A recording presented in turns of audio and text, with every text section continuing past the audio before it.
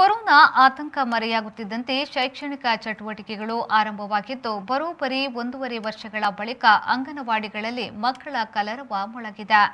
ಸುಳ್ಯ ತಾಲೂಕಿನ ಆಲೇಟಿ ಗ್ರಾಮದ ಕೋಲ್ಚಾರಿನ ಅಂಗನವಾಡಿ ಕೇಂದ್ರದಲ್ಲಿ ಪುಟಾಣಿ ಮಕ್ಕಳನ್ನು ಅದ್ದೂರಿಯಾಗಿ ಸ್ವಾಗತಿಸಿ ಬರಮಾಡಿಕೊಳ್ಳಲಾಯಿತು.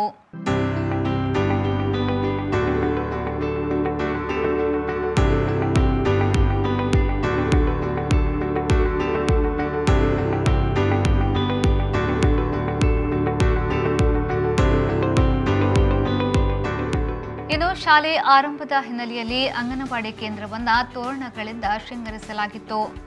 ಆಲೇಟಿ ಗ್ರಾಮ ಪಂಚಾಯತ್ ಉಪಾಧ್ಯಕ್ಷರಾದ ದಿನೇಶ್ ಕಣಕೂರು, ಗ್ರಾಮ ಪಂಚಾಯತ್ ಸದಸ್ಯೆ ಶಂಕರಿ ಕೊಲ್ಲರಮೂಲೆ, ಬಾಲ ವಿಕಾಸ ಸಮಿತಿಯ ಅಧ್ಯಕ್ಷೆ ಹೇಮಲತಾ ಕೋಲ್ಚಾರು, ಸದಸ್ಯ ಶಿವಪ್ರಸಾದ್ ಕೋಲ್ಚಾರು, ಅಂಗನವಾಡಿ ಕಾರ್ಯಕರ್ತೆ ರತ್ನಾವತಿ ವಾಲ್ತಾಜೆ, ಅಂಗನವಾಡಿ ಸಹಾಯಕಿ ಆಶಾ ಅವರು ಮಕ್ಕಳಿಗೆ ಹೂ ನೀಡಿ ಸ್ವಾಗತವನ್ನ ಕೋರಿದ್ರು.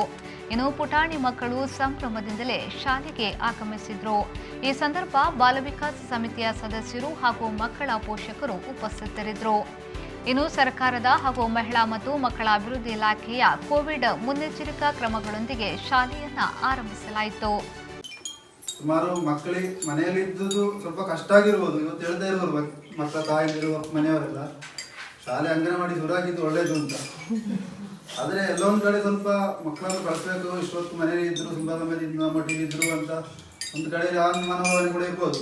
ಆದರೂ ಕೂಡ ಇವತ್ತು ಎಲ್ಲ ಮಕ್ಕಳನ್ನು ಕರ್ಕೊಂಡು ಬಂದಿದ್ದೀರಿ. ಮುಂದೆ ಮಕ್ಕಳ ಆ ಭವಿಷ್ಯದ ಮೊದಲ ಹೆಜ್ಜೆ ಅಂಗನವಾಡಿ.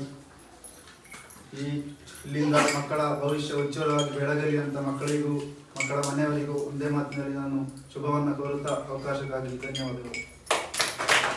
ಬ್ಯೂರೋ ರಿಪೋರ್ಟ್ ವಿ4 ನ್ಯೂಸ್ ಸುಳ್ಯ.